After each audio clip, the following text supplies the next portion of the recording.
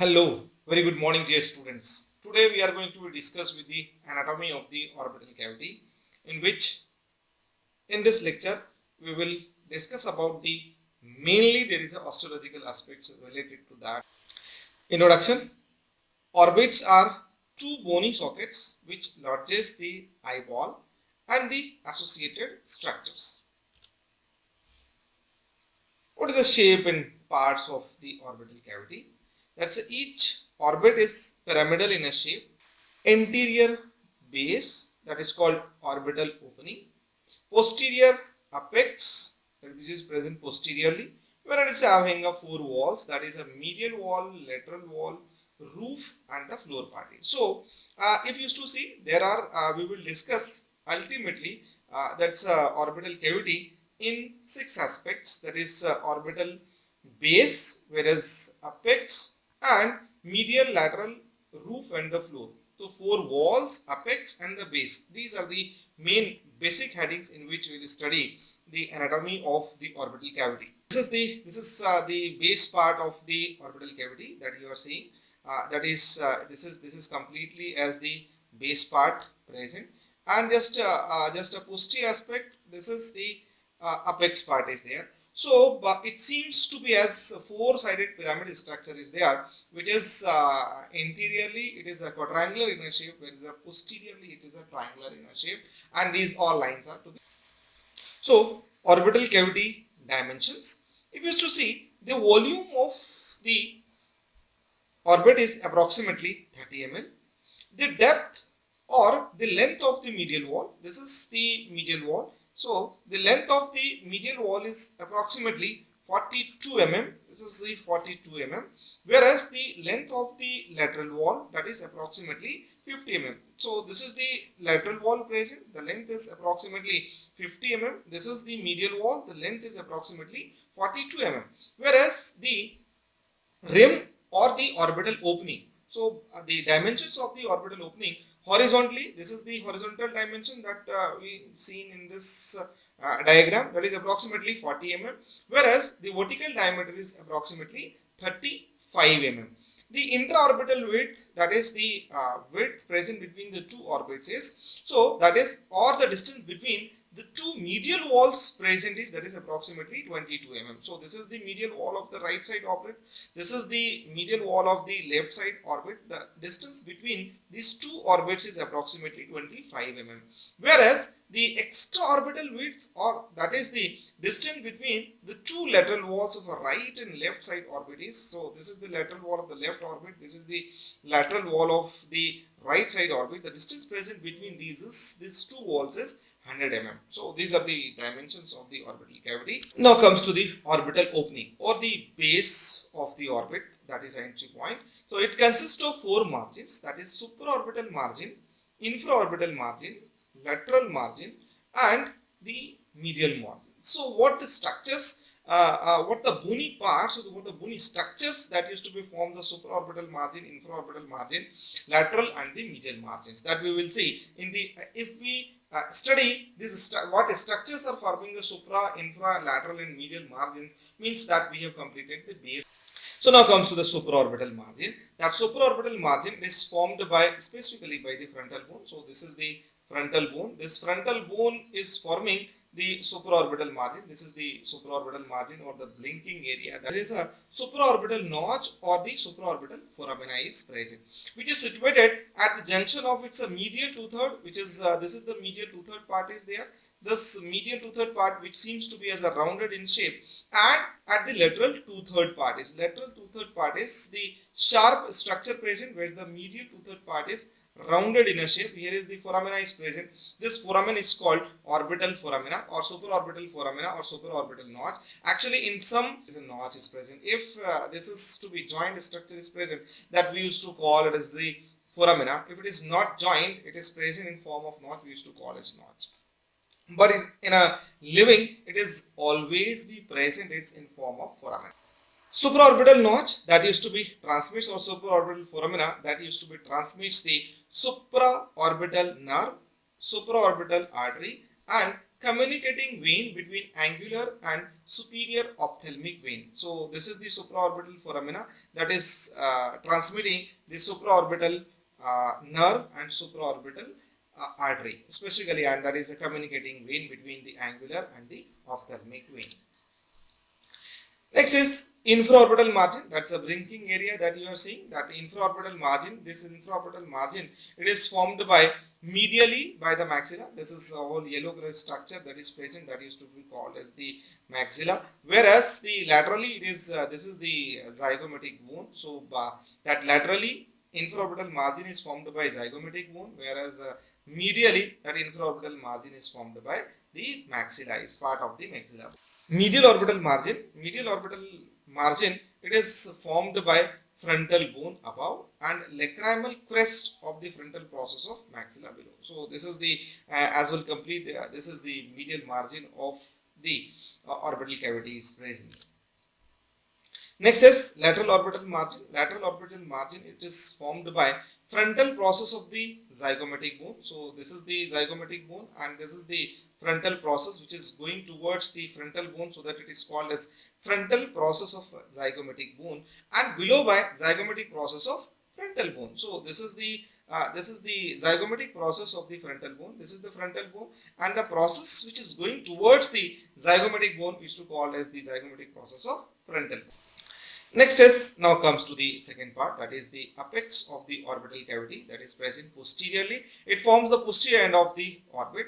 It is contributed specifically by the sphenoid bone. Usually the medial end of the superior orbital fissure is said to be the mark of the apex of the orbit. In other words, we can say that apex, it is formed by the posterior end of the orbit. It is specifically contributed by the sphenoid bone. Usually that medial end of the supraorbital fissure, optic canal, and that's said to be the mark for the optic canal. It transmits the optic nerve with the meninges and the ophthalmic artery, whereas the average length of the optic canal is approximately 6 to 11 millimeter.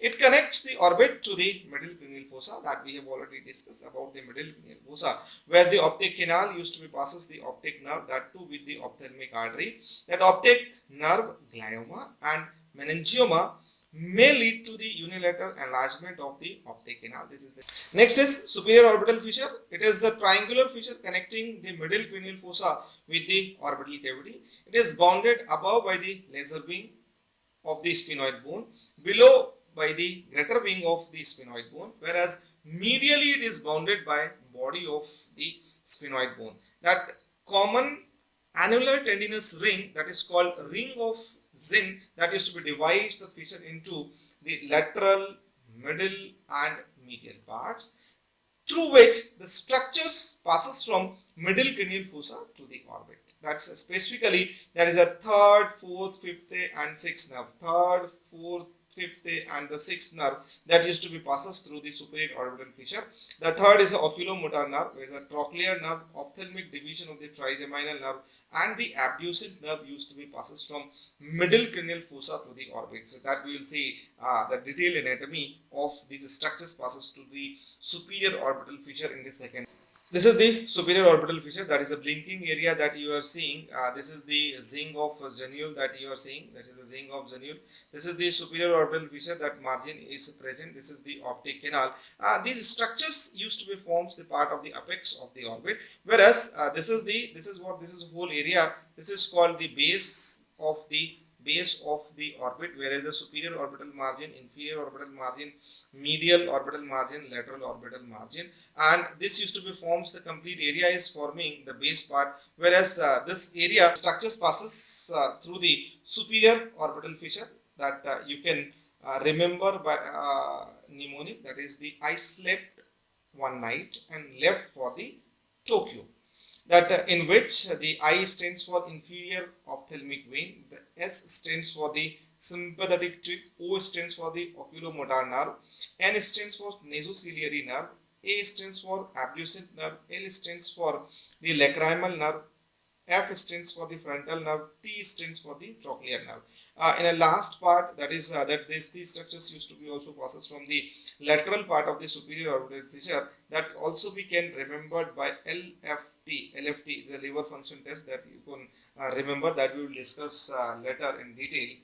Now comes to the walls of the orbital cavity. Specifically, that walls of the orbital cavity, here is the medial wall, lateral wall, roof, and the floor is there. So this is the roof, this is floor, this is medial wall, and this is the lateral wall. So now we will see in a detail what the structures are forming the medial wall of the orbit, what the structure, what is the bony structures commonly forms the lateral wall of the orbit, what the structures used to be forms the roof, and what structures used to be forms the base of the orbit.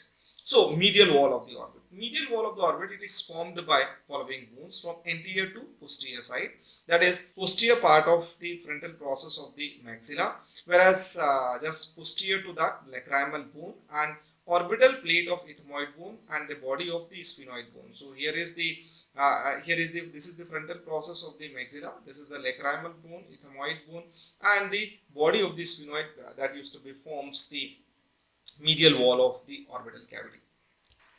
Next is the structure present in the medial wall, or the landmarks present in the medial wall is, that is the lacrimal fossa, that it forms the anterior part of the medial wall that formed by the frontal process of the maxilla and the lacrimal bone, which contains the lacrimal sac. We have discussed about the lacrimal apparatus, in which this lacrimal fossa is lodges the lacrimal sac. With the lacrimal sac, that's a lacrimal duct is present, and that is going to be opens into the nasal cavity, which is bounded by anterior and posterior lacrimal crest. So here is the this is called the anterior lacrimal crest, whereas this one is called posterior lacrimal crest. So anterior and posterior lacrimal crest used to be binds to that of the lacrimal sac. Next is the clinical anatomy related to that of the medial wall. It is a thinnest part of the all the four walls. Ethmoiditis is the commonest cause of the orbital cellulitis, especially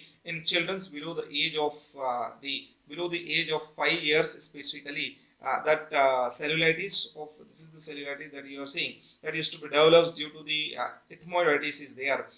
Here is just medial to that, there is the ethmoidal air sinuses is present, that if infection is leading into the ethmoidal air sinuses, and that infection may leads into the orbital cavity, that will forms the orbital cellulitis, especially in children's that's less areas are present, small structures are present. So that this infection is very commonly seen in children below the age of 5 years. Is frequently it is eroded by the chronic inflammatory lesions, neoplasms, and cysts.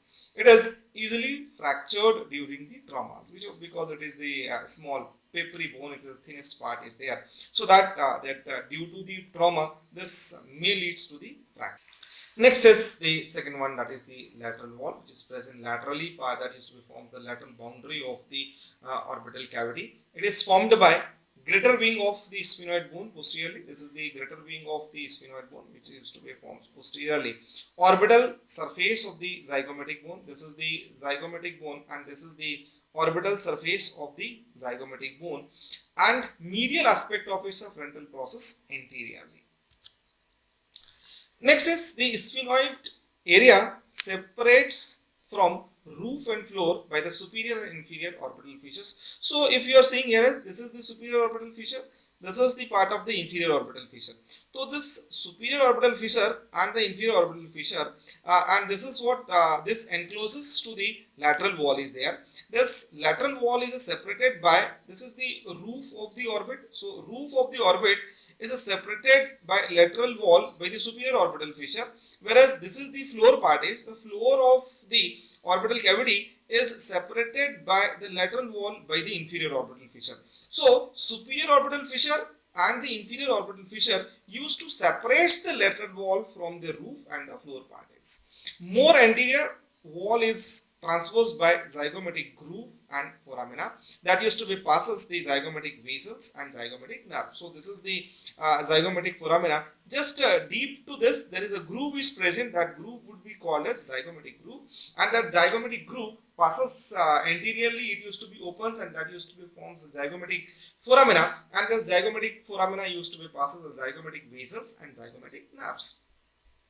Anterior part of the wall projection, here is the small projection that you are seeing. This projection is called tubercle of White-Nail. This is the tubercle of a White-Nail. This tubercle of White-Nail gives attachment to the check ligament of the lateral rectus and superior ligament of eye. Next is the roof of the orbital cavity. It underlies the frontal sinuses and anterior cranial fossa. So on a medial part, there is the frontal sinuses are present, whereas on a lateral part there is the floor of the anterior cranial fossa is present.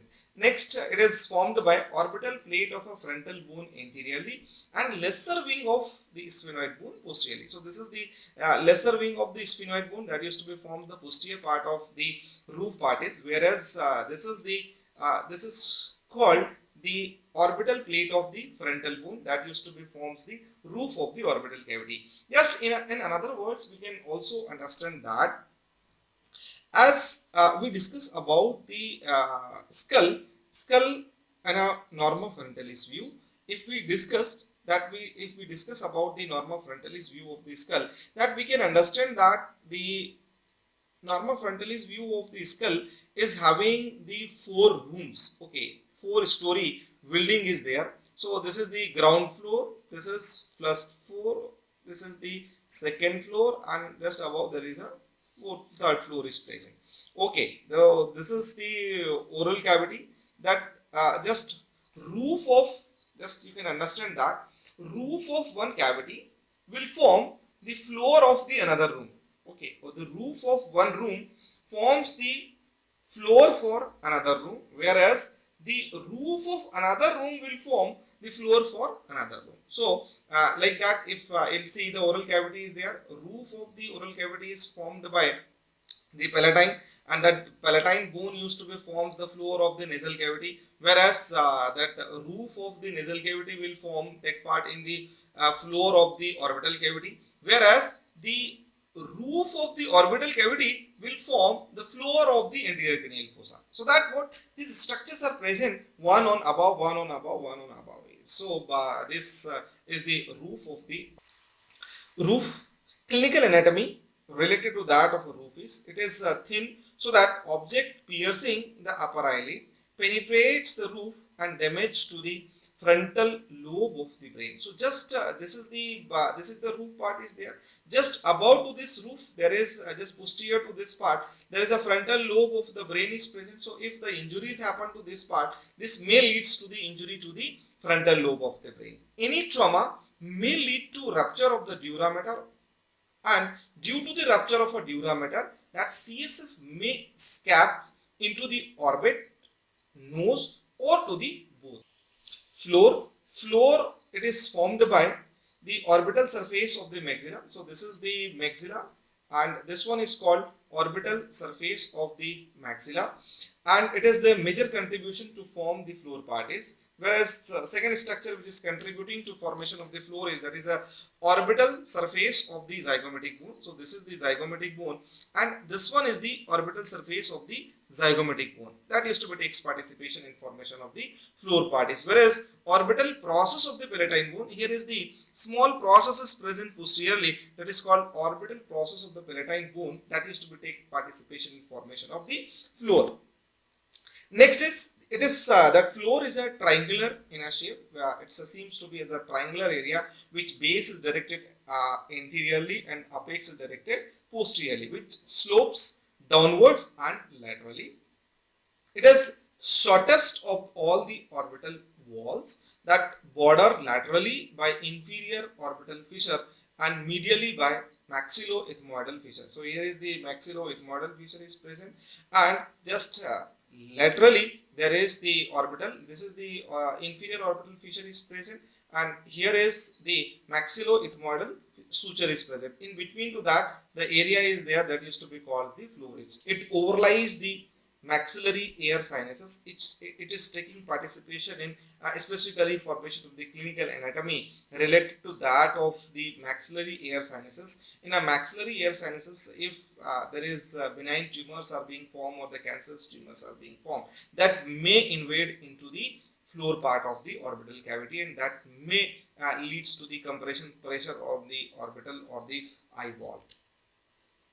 That in a floor there is an infra-orbital groove is present. That infra-orbital groove running anteriorly, and that used to be forms the infra-orbital canal, and that infra-orbital canal running anteriorly, and that used to be forms the infra-orbital foramina. So posteriorly there is groove is present. Just anterior to that, beneath to that, the dotted lines are being seen, that is called infra-orbital canal, and just anteriorly you are seeing this is the infra-orbital foramina is there of the right side. This is the left-sided infra-orbital foramina that is pointed by the aerostructure. It is approximately 4 millimeter inferior to that of inferior orbital margin. So here is this is the inferior orbital margin is there, just 4 mm below to that of the inferior orbital margin. This infra-orbital canal or the infra-orbital foramina is situated, which transmits the infra-orbital nerve and infra-orbital vessels. So it is transmitting infra-orbital nerves and infra-orbital vessels from the orbit part to the anterior part of floor. Clinical anatomy related to that of floor of the orbit, commonly involved in a blowout fractures of the orbit. That infra-orbital vessels and nerves almost always be involved in this type of injury. It is easily invaded by the tumors of the maxillary entrance. That I have already told you that because just beneath to that there is a maxillary sinuses are present. So that if the tumors are present in the maxillary region, that may directly used to be invades to the floor of the orbital cavity, and this is the blowout fractures of the orbit. If directly if used to be hits from the anterior aspect, that may leads to the fracture site. Next is orbital communications. The orbit communicates through orbital openings. It communicates that orbital openings, that's anteriorly or base, communicates with the face, where the infra-orbital canal or the infra-orbital foramina communicates with the face parties. So this is the base parties. It is communicating anteriorly with the face, whereas this is the infra-orbital foramina. It is communicating anteriorly with the face parties. Next is the optic canal, which communicates with the medial cranial fossa. That is just on a posterior aspect, there is a canal is present, that is called optic canal. So it communicates posteriorly with medial cranial fossa. Whereas the superior orbital fissure, it also, this is the superior orbital fissure present, it also communicates posteriorly with medial cranial fossa. Next is the inferior orbital fissure. It is medially, it is communicating with the pterygopalatine fossa. And medially, here is just below to that, there is a posterior to that, there is a pterygopalatine fossa is present, and laterally there is just posterior to this diaphragmatic arch, there is a infratemporal fossa is present. So medially it is communicating with the pterygopalatine fossa, and laterally it is communicating with the infratemporal fossa. Zygomatico-orbital foramen, it communicates anteriorly with the face and temporal fossa. This is the zygomatico-orbital foramina. It communicates anteriorly with the face part and the temporal fossa anteriorly. Whereas nasolacrimal canal, here is the nasolacrimal canal is present. It is communicating with the nasal cavity. Next is anterior and posterior ethmoidal canal, which communicates with the orbit with the anterior cranial fossa of the skull. This is the anterior cranial fossa of the skull. This is the anterior ethmoidal canal. This is the posterior ethmoidal canal, through which anterior and posterior ethmoidal artery and ethmoidal vessels and nerves are passing, and that used to be makes the communication with the orbit through the anterior cranial fossa. That's it. That's all about for the today. Thank you.